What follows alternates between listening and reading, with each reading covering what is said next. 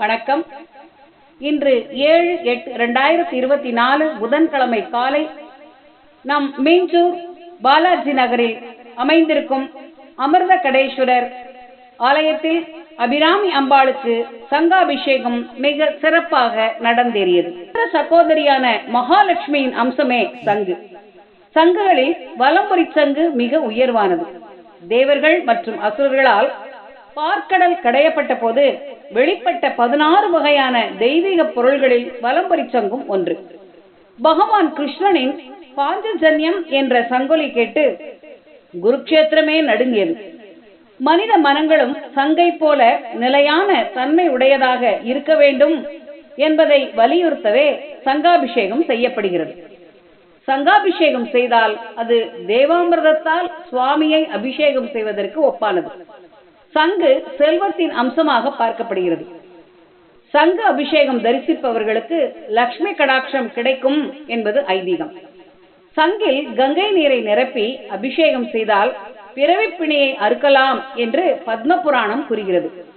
வலம்புரி சங்கு கொண்டு அபிஷேகம் செய்தால் 7 பிறவிகளில் செய்த வினைகளையும் நீக்கலாம் என்று ஸ்காந்தம் கூறுகிறது.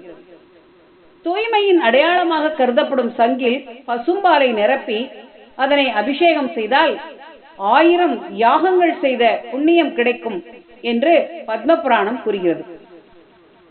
சங்குக்கென்றே தனி காயத்ரி உள்ளது.